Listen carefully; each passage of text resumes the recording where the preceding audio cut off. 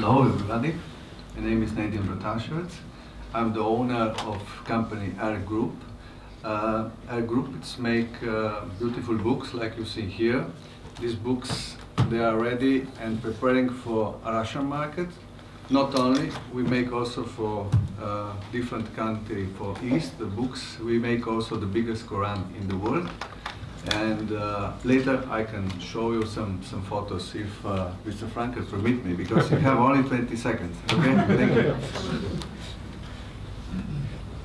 I'm Mitya Kumar from Deloitte, the largest professional service firm in the world. I'm leading business consultancy in Slovenia, Croatia, and Bosnia. And I'm here because also diplomacy and political decisions and laws also impact our business significantly. Okay, thank you very much, ladies and gentlemen. So there is a plan behind this. Now, we have, let's say here, a lady, she represents one big, important Slovenian company. She's from the commercial sector, let's say. Now, then we have a diplomat. Then we have a small, let's say, an entrepreneur. Is it correct for me to say, Mr. Protasevich, that you're a small entrepreneur? Sure, we are small. Yeah. It's an SME. And just for you, Mr. Protasevich is from Gorizia, but he's Slovenian. So he is from the border of two countries. He's Slovenian, living in Italy, and he comes from the European city of Gorizia. And then we have a representative of a big multinational company like Deloitte. Deloitte is a big multinational company. And Mr. Ukmar, would it be fair to say that diplomacy nowadays, it's maybe also about politics, but is it big businesses that actually set the course? Big multinationals that set the course of diplomacy nowadays? Is your business or politics? I would say our business is relationship business, and that's also very close to diplomacy. And but definitely we are, as an international company, involved in basically suggesting, helping develop the policy, and also influencing in which direction it goes, because we have a big intellectual capacity, and usually we are invited to provide comments and inputs to changes at that level. And also as a big company as we are, with a huge network, basically this network can be used cross-border, and that, I think, is the advantage of the large company, because relationship through this trusted network can be built a lot easier. Okay, thank you very much, sir. In the previous debates, dear ladies and gentlemen, we spoke a lot about politics, politicians, international relationships, where the world is going nowadays. But we haven't spoken a lot about a very important topic, I think. Or maybe not important, money. Is money important? Is it the most important thing in the world? Is it the money that makes the world go round? Yes, Mr. Myasnikov. Is the money that is the most important thing that influences everything? Well, money is very important, but I think that more important real idea. And if you have one, it's easier to find money. So when we are working on the field of economic cooperation with our partners, Slovenian partners, so we going from the idea. If we find one which is mutually interested, beneficiary, so as a rule, it's not a problem to find money. In the past, let's say if we look into the history, there we can read that, diplomacy was about big things, important things. about countries invading each other, solving problems among countries. Now, this still is a fact. However, it seems that the gap between diplomacy and business in the last, I don't know, let's say 30, 20 years has become narrower and narrower. Yeah, it's Your comment? It's true. Well, you see, nowadays political and economical issues are very close. Yeah, and the result in economic cooperation very hard depends on political relations between countries. So our task with our Slovenian partner to make the most favorable terms for developing cooperation. And that's my answer. Okay, thank you. Mr. Protasevich, you are from a city, from a town that has been, that was, in a way, there was a curtain between the two towns, although it was not as tight as in some other countries. However, there was still a border. Nowadays, Gorizia, 10 years ago, we hoped that it would emerge into one big town. But you know, some things have emerged, some things maybe haven't emerged to what we have hoped for. But still, can you capitalize, you as an enterprise and an entrepreneur, on the fact that, let's say, your town has become a town that unites more than it divided? Yeah, it's true that we don't have any more border there, but it's a big problem because the border is still in the head of the people, in the mind of the people. And this is a big problem because, you know, when you pass the border, just like physically pass the border, it's not that you are move something, because, okay, you don't need passports, you don't need other documents, but the people, they are still thinking that this is the border there. And I think that we must pass some generations to change this. It's not so simple as it looks, because the people who is living there, I can tell you honestly, from the Italian part, there was more than 60% of people from Gorizia, the older city, they had never passed this called border.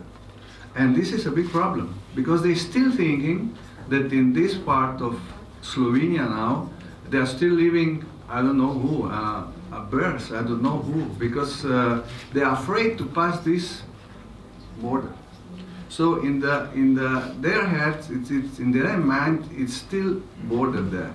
From And your point of view, yes. Mr. Protasevich, you are a Slovenian from Italy.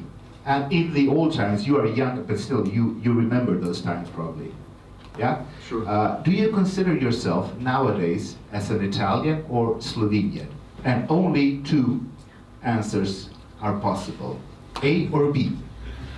Now I must answer you A and B, because I have two passports, two nationalities, so I'm Italian and Slovenian. But in my heart, I'm Slovenian, because sure, it's very important that you are thinking what is important in your life. It's important that your feelings and how you are living, because when you're traveling, I'm traveling a lot in all the world, and in the end, if somebody asks me, I have an Italian passport for I don't know, for visa or something like that, to put the visa inside to travel to Russia, to Italy, to China, etc. But in the end, if they ask me, you are Slovenian or Italian, I'm Slovenian. No? In the end, I'm feeling like Slovene, because I know that I'm thinking like Slovenian people. It's quite different talking how somebody is thinking and how he's living also. And so this big difference from nations, from Slovenian, Italian nations, they are quite big. Mentality, also, I don't know, for example, just some things, no? We are not so connected with the family like Italians. We are, but not in that way. Also, we don't, like a man, I cannot tell you how is in Italy, everybody is, they call him Mamone. Mamone, it means this is so much connected with his mother and his family, etc. We don't have these feelings. I like my mother and everything, but in the end, I'm not so connected like my partners from Italian side. Now, but tell me one thing. Yeah. Tell me one thing. Now, Italy will probably get a new government. Matteo Renzi will run the country. Yeah, we Is the hope. crisis now over in Italy? Yes or no? No, definitely no. Okay. I can tell you directly because there are so many jokes inside, and still backside you don't see Berlusconi, but it's still in the backside. So be sure that it's not the end of this. Okay, but actually you're a lucky person. Then we'll come to Mrs. Čertalić. You're a lucky person, just like you have the best from two worlds. You understand Slovenia, you're Slovenian, but you also understand Italy. You understand everything that maybe an average Slovenian cannot understand. So you have the best of two worlds. And there's another friend of mine. I know him quite well. His name is he lives in Slovenia, and he's Slovenian. His name is Hrvoje Drašković. When he says, "When I go to Croatia, I'm Hrvoje. When I go to Serbia, I'm Drašković." In your case? My case, you cannot say that because my name and family name is not Italian, so I cannot joke in this way. But I'm in Italy. I'm Slovenian, and I pass the border. I'm still Slovenian. But this is not important, the name. I told before, it's important how you are living, the kind of life, the kind of how can I say, there are two nations, you cannot mix this. In the end, we are living there, we are in the border, we are old friends, I can say, but we have this difference. I have talked before. Thank you. Mrs. Brataševec, look at the products of Mrs. Čertalić, sorry. Look at the products of Mr. Brataševec's company. It's a Quran, and it's a book for the Russian market. He's from Gorizia. He's Slovenian and Italian. Do you think that he can capitalize on the fact that he was actually born international, and now he's making an international business out of a small company? And in that very difficult sphere, I can tell you, to publish and to print books nowadays, it is not an easy job. Sure. I agree with you. Sorry. Sure. No, it's okay. Sure, he can do it.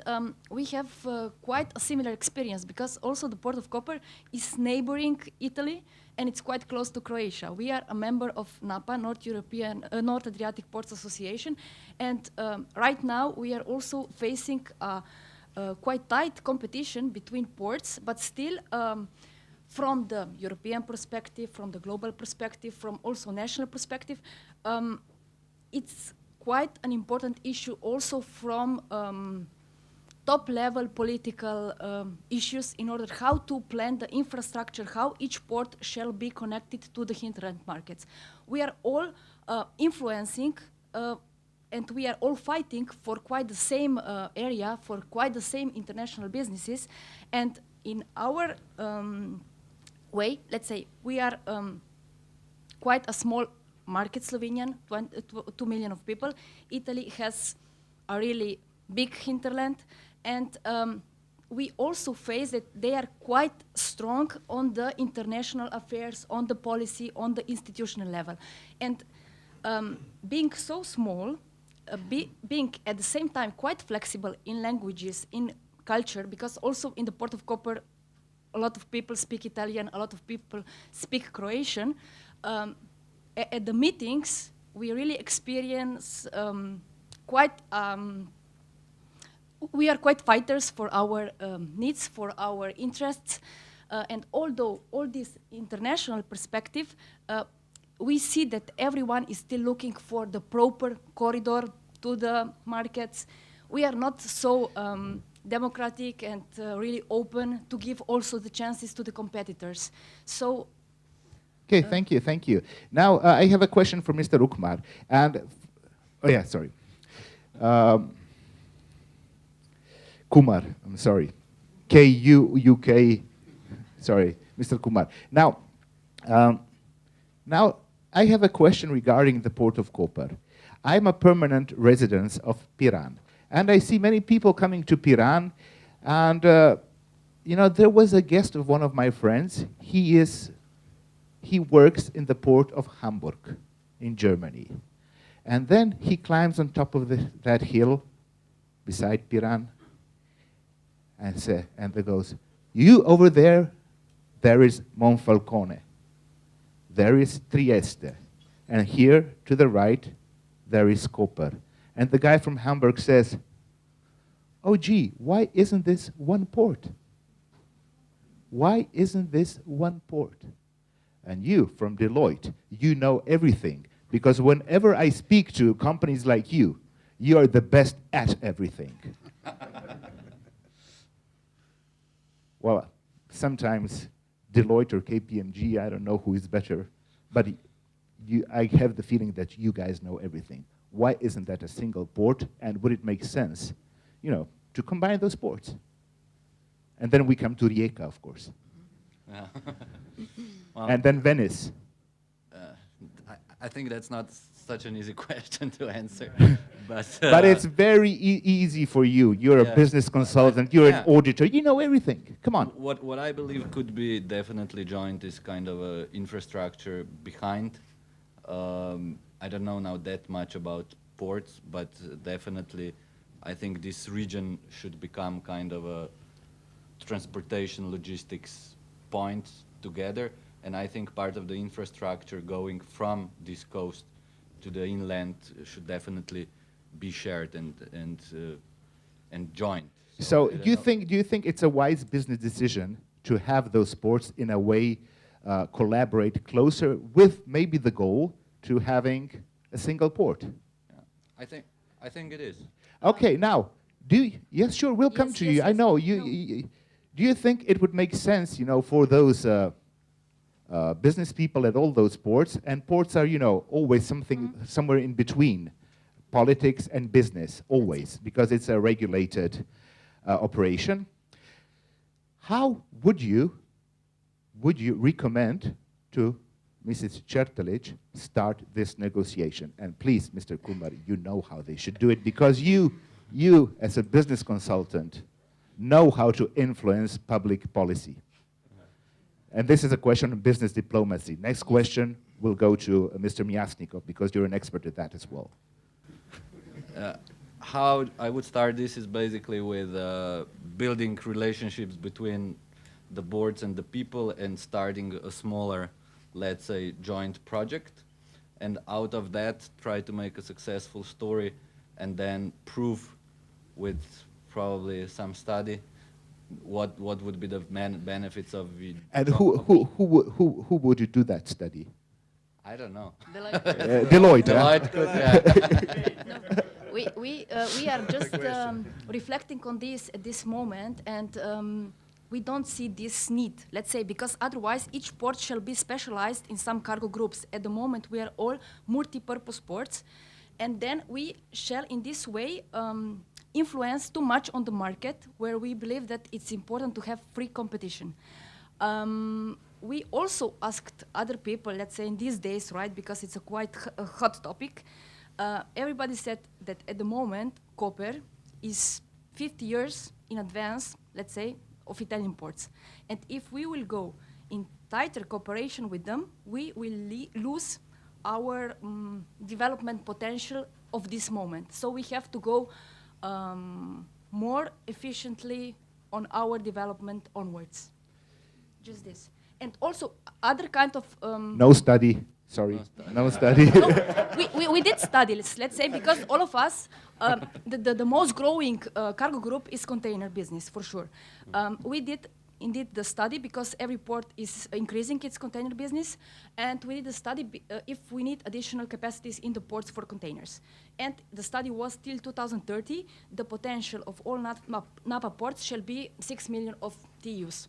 And then we also allocated what shall be the share to each port. And it was that out of 6, 2 shall be allocated to Koper. So we are already reflecting in this direction, but it's quite a strategic and sensitive topic. But there used to be a cooperation between the port of Koper and port of Trieste when Koper about 10 years ago was taking over the operation of Molosete Yes. in Trieste. And we faced a similar mind difficulties, maybe, as also Mr. Bertaševec was saying before. Political issues really stopped the business, and we cannot be depending on these issues. So, Mr. Myasnikov, now we come to you. Now we come to you. You're a diplomat. You're also, and the role of diplomacy is to make, one of the roles of diplomacy is to make business, cross-border businesses, easier. Now, as Mrs. Chertalic said, Koper was operating one of the docks in the Triestine port, and some difficulties arose, political difficulties. How would you, as a diplomat, overcome? We're talking about business diplomacy. Well, it's And you can talk freely, because there are no journalists here, no journalists. well, you see, it's difficult questions for me. I'm not so prepared to discuss the future of Trieste and Koper and so on. Yeah. But let's take it as a case. I suppose maybe it's not come real time for it. It would be maybe possible later. I don't know what should be made in this direction, but future will see Okay. the way. I don't know the problem between Koper and Trieste. I suppose each country want to capitalize more from their active, and nowadays the situation is in such way in which it is Possible. possible. Yeah. I understand. Mr. Bertaševec, you know the political scene and the business scene in Slovenia. You know it in Italy. And this is a question for you. And it's not trying to be a funny question. Do you think that persona of the new chairman of the Port of Koper can influence faster cooperation between regional ports? And of course for Mr. Kumar, the consultant. You mean if I was in the case if I am a director? No, I was referring to Mr. Gaspar Misic. No, I don't understand you very well. But You think that a new wind yes, of hope in Koper okay, can boost such a cooperation, sure, can push it forward? sure. I'm sure that they in Koper they must thinking in this way. They must weigh something. These good questions from point of view, because this is if you are looking words in the world biggest ports, Koper. Okay, for us it's a big port, but if you are looking like I don't know Singapore or other big ports, why they are so successful and we are not here? Why Singapore, like a small country like we are, Slovenian, why they are so success and we are not so success? Not only in port, other things also. So why don't we ask this? What is the difference from the people from Singapore in here? And we are in better position than Singapore, because okay, that is Asia there. Everybody's working. It's not like Europe. But why? Yeah, sure. I can tell you, because I saw which is a big difference how they work in Singapore and how we work here in Slovenia. And they are the same. 20 years ago, they was in the same level like Slovenia. when we become like a part of one of small countries here. But in the end, we saw now the big difference, and this difference we must change, not only in the ports, in everything. So we have possibilities here to change in the directions also. I think we are too close. Don't understand me in the wrong way, but we are too close to Europe because we are thinking now, we are in Europe, okay, everything is fine, we can work and everything, we have controls and everything, but we can make better. We must change some things in our country to be better like other European countries, and just looking for the other small countries in the world. So not the only ports, other companies must change here. We lose a big quantity of big companies here in Slovenia. Why? I'm here expert on the printings. So I can tell you 10 years ago, we was in Slovenia was the biggest productions of books in all the Europe. In all the Europe. Mladinska knjiga, Delo tiskarna, the biggest companies in Slovenia, they produce more books than all the Europes together. But everybody forgot this, and they destroyed these companies. Why? I ask him why.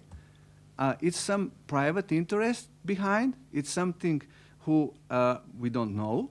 I don't know, but this is just one part of these problems here. And we have a lot of these companies. Also, for example, in wood, we have these problems. We have 60 or 70% of wood in Slovenia, and we don't have good factories to produce good productions in the end. Yeah, but you know, there is a fact. I talked to one businessman about the quantities of forests and woods we have in Slovenia, and and we don't have factories for for that to produce good, nice, big factories to produce furniture. And then he told me, well, Saudi Arabians have a lot of oil, but they don't produce cars. No. Don't miss. No, this is a big. You miss. No, I'm just quoting. Yes, I'm just quoting. Yeah. Because there's totally different things. Why they produce cars? They don't have a machinery for this. Oil is not. It's only a part of this. But for produce from wood to make good furniture, it's only a step. And this step we lose this because remember in Yugoslavia we have Meblo in Nova Gorica. We have a lot of Svea. We have a lot of big factories that produce very nice furniture. But why don't we have today big factories? Okay, thank you very much. I would like to ask Mr. Kumar a following question, and it's referring to what Mr. Brataševec said, that we are actually not as hard working as people in Singapore. Yeah, especially maybe in our region, where, let's say, we have the Balkan talent for organization, Mediterranean joie de vivre, Slavic poetry, and Austro-Hungarian bureaucracy. It's a very nice combination. What do you think, Mr. Kumar? It is. I wouldn't necessarily say that if we're talking about Slovenes that we're not hard working. I think it's more a question of... Look at us. We're working on a Saturday morning. Come on. Come on. Of a direction and what we're doing and of the leadership. I think that's more the problem here and what we're doing. And if I come back a bit to discussion on port of Koper and Trieste, my view is that we should look at this more regionally and less. They're basically a few kilometers apart. I think some specialization in the end effect may make sense, and in end effect, how rich is the region? It's not that one can be rich and the other will be poor. And the world is big out there. So I think we should work into the direction that this destination around here becomes an interesting logistics point for the rest of the world, which means I think also common infrastructure supported, I don't know, by EU could make sense in end effect. Okay, we'll go to Mrs. Čertalić immediately. You know, there was an issue in Slovenia. It is important, but maybe not as important as some media have presented it. There is a competition battle between Port of Rijeka and Port of Koper. Who is going to take the bananas of one of the most prominent banana importers in the country and in the region. So, will the guy from Rijeka take the bananas from Koper? And you're saying that they should work on each other's, I mean, they should start maybe thinking about a same platform, logistic platform, and on the other hand, we have a banana battle. Your comment, and then the word goes to Mrs. Čertelić. Yeah. I'm saying we should look wider, and in that sense, creating more opportunities for all the ports. And I think that's still, if we compare all these ports to Hamburg or to Singapore, they're small. Okay. So I think we're lacking the critical mass here, and I think the ports should sit together and discuss how they would develop kind of a really hub. Thank you, for Mrs. logistics. Čertelić. The ports are already sitting together. We have this association, and we are, let's Look, say, but associations, they're everywhere. but we are promoting, let's say, the southern gateway to our similar markets together. We are on a promotional level quite similar, and we have similar interests in order to promote our capacities. We are also working on environmental projects, on safety, security together, on commercially neutral issues. Because we still believe that competition is important, and looking then from the business point of view, it's very difficult to say we will, let's say, cancel our container business or our timber business or our coal and iron business, and this will go to Trieste or car business, and this can go to Venice. Everybody then looking from the money point of view, looking from also just business thing, we have to consider our revenues, our profits, and we believe that having very diversified portfolio of products brings us important long-term results. Benefits. Yeah. Okay. And at the moment, we cannot say that we can, let's say, leave some cargo units to other ports, and it will be even not good for the market and for the competition, we believe. But every entrepreneur would like to become a monopolist, right? Yeah, sure. Okay, now let's go from the ports and bananas to Sochi. Your chairman is in Sochi now, or just got back from Sochi. And this week we had a school vacation in the country. Everybody was looking at Sochi. Many important people were in Sochi, and school vacation, nothing happened in this country. I mean, it was really boring. Now, we of course watch TV and all that, but there wasn't a lot of business going on. Mr. Myasnikov, Sochi is still a ground where sportsmanship, politics, and business were all together for the 2 weeks. Now, in the long run, it was a big investment as well. It is the most expensive Olympics in the history of Olympics. How will Russia capitalize on the Olympics? Does it have a plan? And how will your work in the future be influenced by what has happened at the Olympics? Well, it's a great event. I'm sorry. It's really a great event, and it was big money spent on it.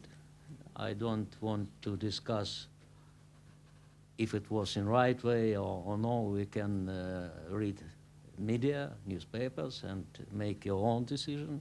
But I'm absolutely sure that it was very made in proper time, and it's already capitalized in some kind. If you look at Krasnodar region where Sochi is placed, it haven't had any opportunity to develop for 30 years. There was a very old infrastructure, and in spite the beautiful facilities, natural facilities Sochi have, they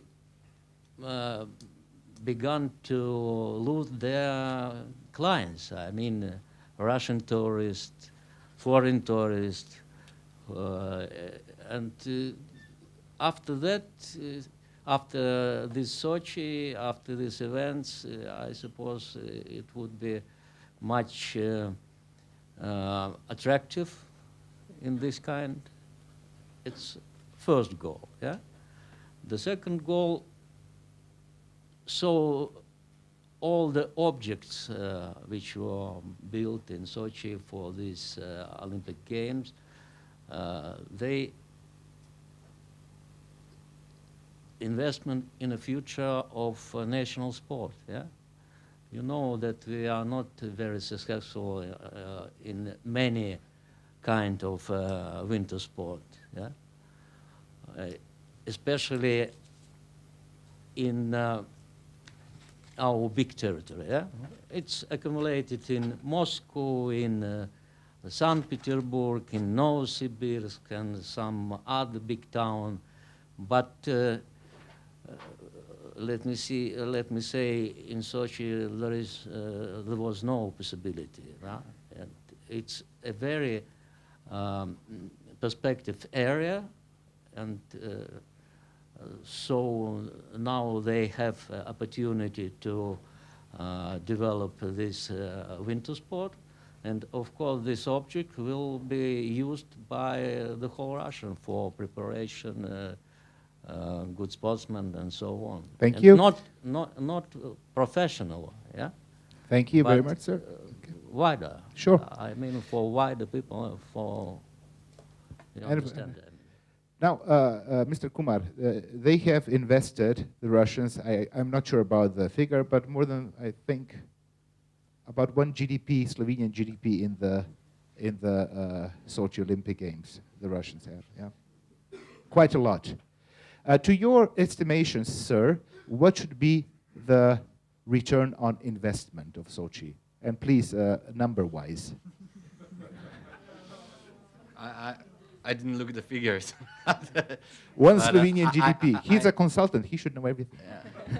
I guess that the costs will not be covered now with the games. In the long run. But in the long run, I do believe that there is a plan really to have a winter kind of a resort for Russians, and also for other countries. And I believe it's a beautiful place, and I think it has potential. It's a question now how they will be able to market it in the future and materialize. I'm not talking, we are talking about business diplomacy, and business diplomacy, politics, and Russia, although every country has problems, so does Russia. However, Russia still is on the rise.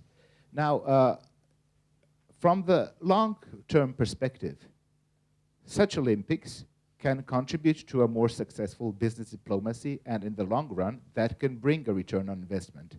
Yeah. Please, yes, go on.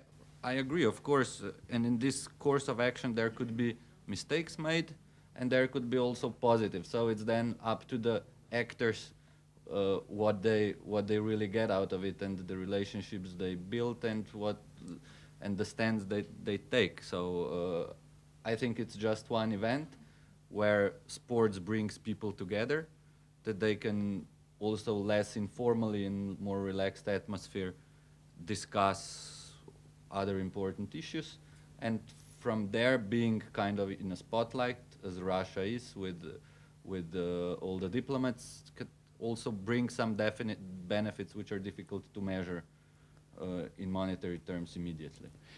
Sure, thank you. Now, if we go back from Russia to Slovenia, and now I'm getting closer to the end of the discussion, and then I will invite our audience to raise some questions. Now, Yugoslavia fell apart at the end of the 80s, beginning of the 90s. It was a sad process. Now, we have another climate now. Everything is different. And let's go to Mr. Bratašovec. Ajdovščina is a small town in Slovenia, close to Gorizia and close to the Italian border. They have a factory there called Fructal, and it was taken over 2 years ago by a Serbian company from Novi Sad. And the Serbs, they have brought in one of their managers to live in Ajdovščina. And then the guy, I know him, he looked for an apartment where he could live. And believe me or not, he rented an apartment in Gorica, but not in Nova Gorica, but in Gorizia.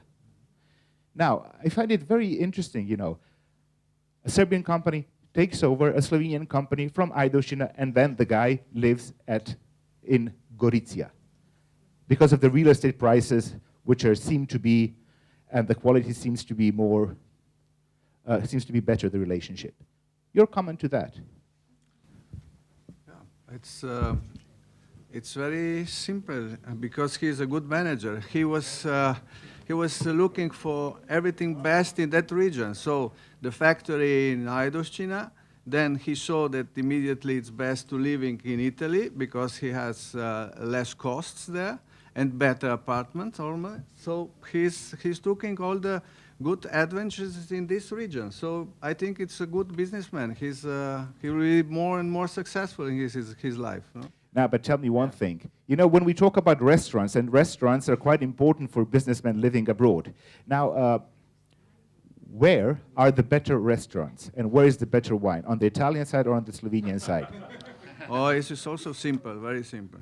So, if you want to eat fish, then go to Italy. If you want to eat meat, come to Slovenia. Do you want to red wine? They are going to Slovenia. White wine to Italy. So, it's very simple. If you want to eat fish, you know where to go. I can tell you some restaurants also, but no publicity now.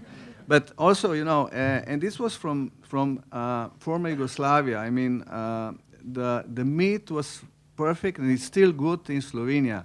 And the fish is better because maybe they are knowing how to prepare fish, how to prepare the food, seafood. So they are better in the Italian part.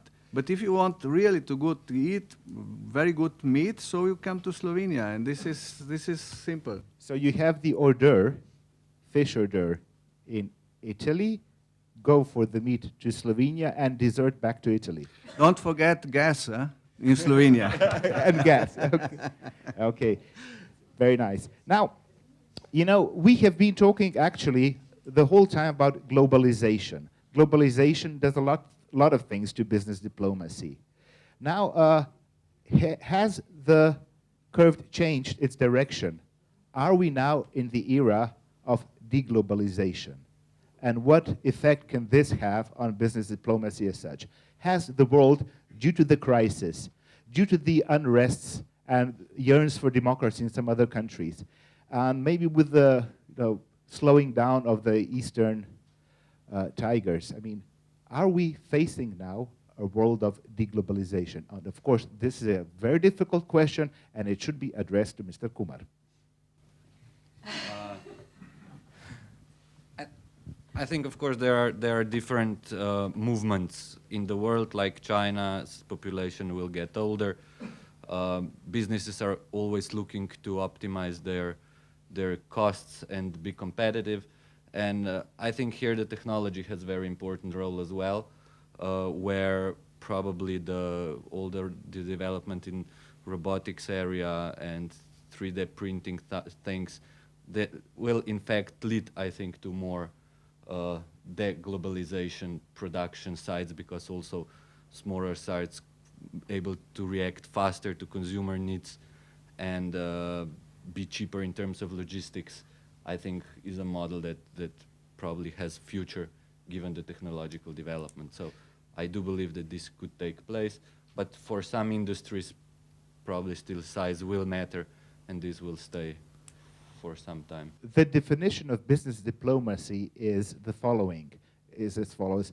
It is something that big companies, big multinationals companies do in order to maintain or sustain a nice image, a good image towards NGOs, foreign governments and all that. And big global companies, of course, do matter here a lot.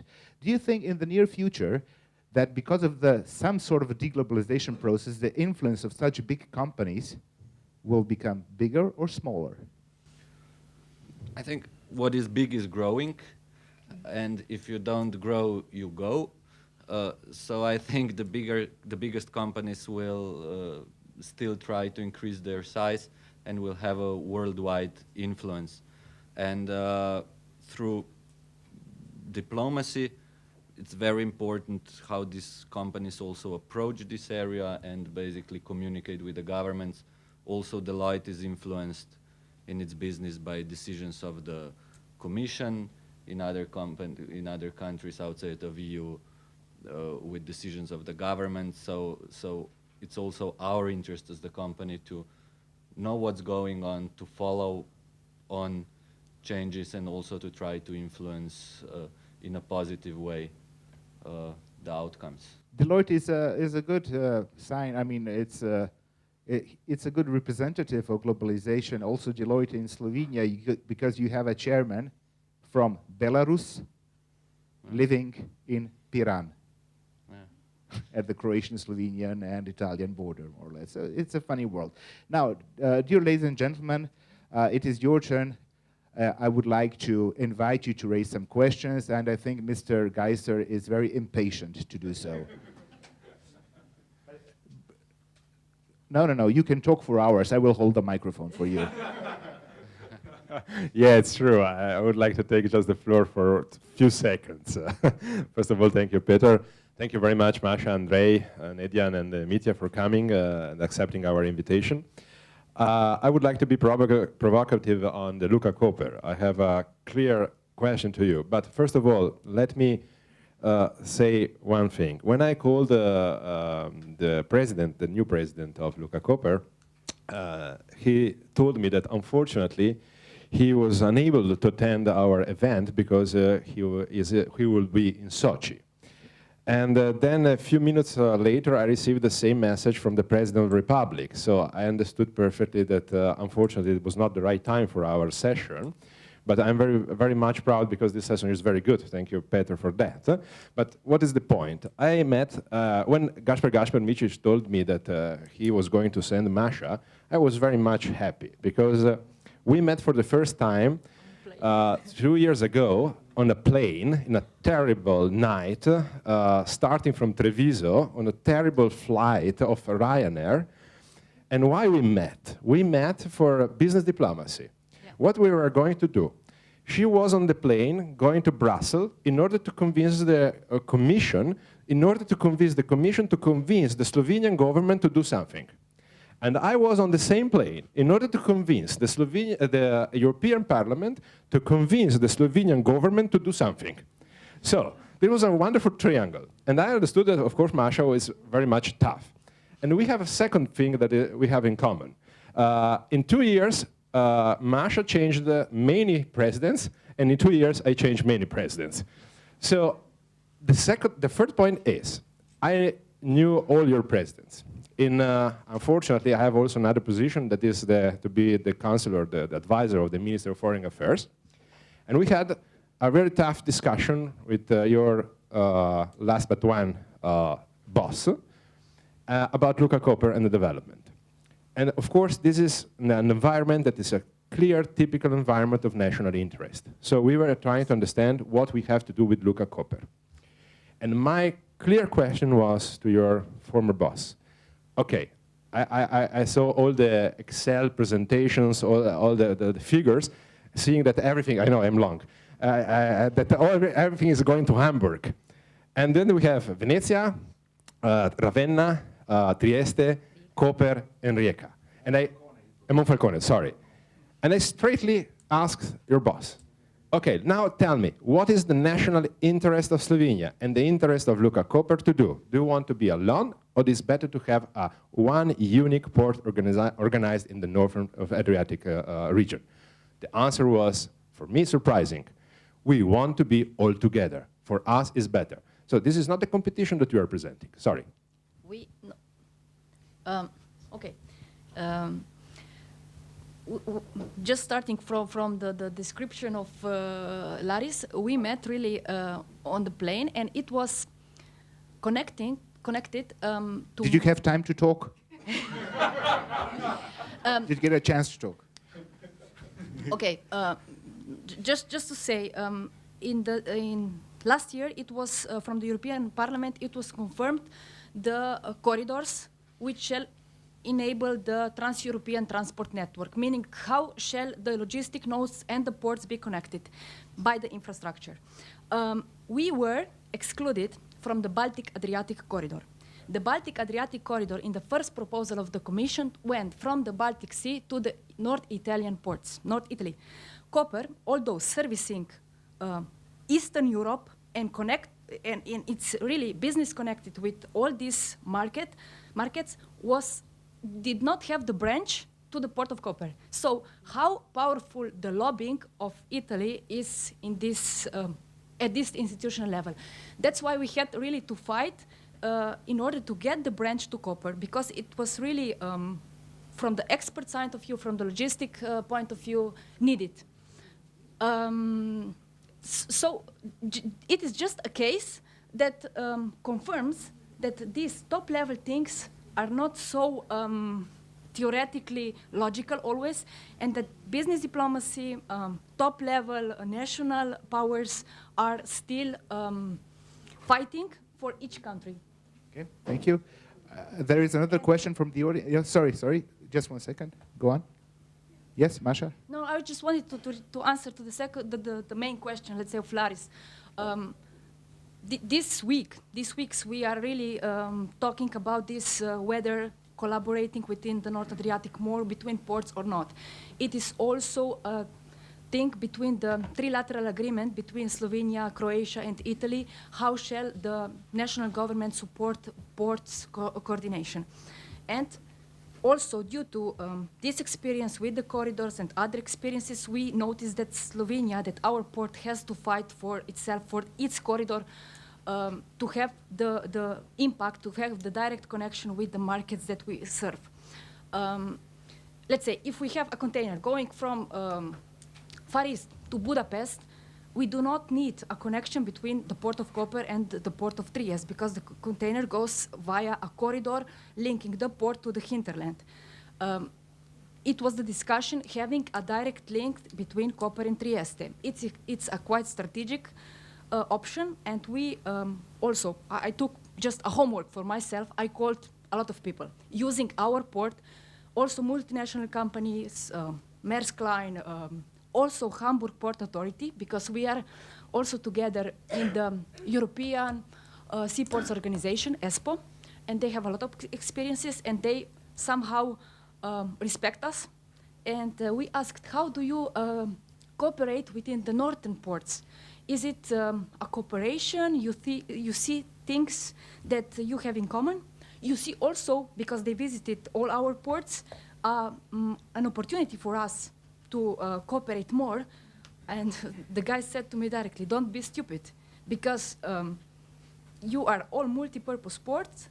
Port of Koper at the moment, just at the moment, is 50 years in front of the Italian and Croatian side. Keep your competitive position and fight for your development. Be focused on your development, on your corridors. It is a very nice story to have it on an institutional level, on a theoretical level, do something more for the region, but the ports can cooperate more only if they would be managed from the same authority. So you're trying to take them over?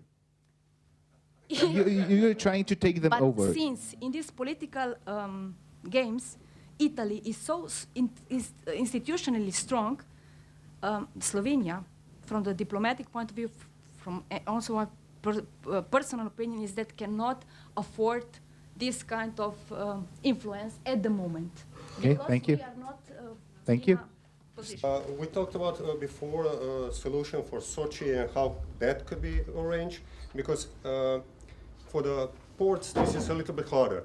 For the Sochi, on the other hand, we can find solutions in a business culture, in a culture itself, because tourism itself can be solved from, let's say, a Turkish side. Turkey is looking for a 25 years investment in tourism, whereas Europe still looks 10 to 15 for ROE. So if we take 50 billion, like a number, and 25 years of like an investment, then we are looking something in simplistic ways, 2 billion on a year on a return to pay out what was spent for Sochi.